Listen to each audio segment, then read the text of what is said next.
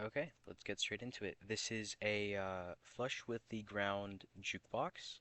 Um, you can take like blocks here and just kind of surround the jukebox with them.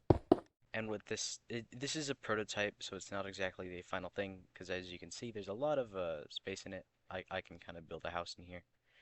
Um, but other than that, right, you can have this in like suppose you're making like a subway system. You can just have this in there, have it shuffling random like just random music discs and whatnot, right?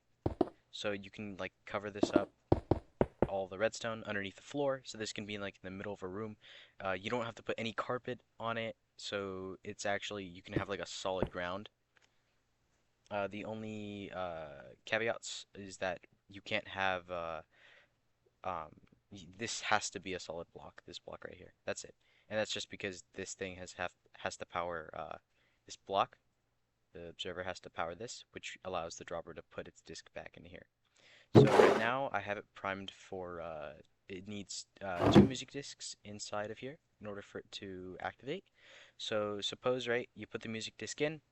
When it finishes, it's gonna come in here. It's gonna come down. A new disc starts playing, and that's the entire system. So it reset, right? And now once the music disc up here runs out, right, it's gonna trickle down, right? Because the jukebox powers the surrounding area, and when the music disc isn't playing, it unpowers it. So then the music disc unpowers the hopper, which allows it to fall through the hopper and into the dropper. It's detected through this right here, the comparative subtraction, which activates the copper bulb and the entire falling edge circuit, which activates literally everything else, which is very cool, very cool. The only piece that isn't activated by the falling edge circuit is this purple bit right here. All this does is it also detects the falling edge, so it basically does what the orange circuit does, but in this little spot. And what that does is it starts this clock right here, which prevents because it prevents this comparator from doing anything over here, and that's because the dropper's got to go through a lot of moving to get there and to get back, and we don't want this thing constantly firing off because if not, it's just going to create a massive loop within the system and break the entire machine. So this cuts off the signal to prevent that from happening. And then by the time this dropper gets back down here and has lost the music disc because it's put it in there inside the jukebox, this clock has run out, which doesn't allow the dropper to activate this comparator right here because it has the same amount of signal strength as this barrel.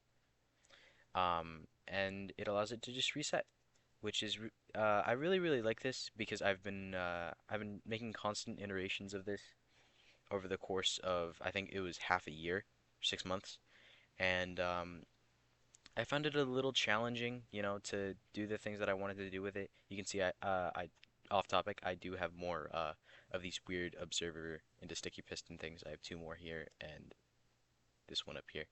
Um, anyway, I worked on this for about 6 months and I didn't really know what to do with it because I couldn't complete it at one point in time. The main problem was this purple circuit over here. I just wasn't skilled enough to do this.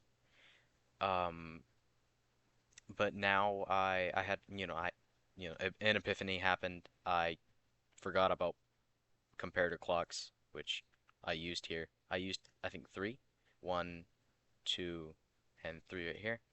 Um, but yeah, other than that, I really like the copper bulb. It helped a lot here because it allowed me to just place the T flip-flop down immediately instead of having to build the entire thing with the droppers and the hoppers.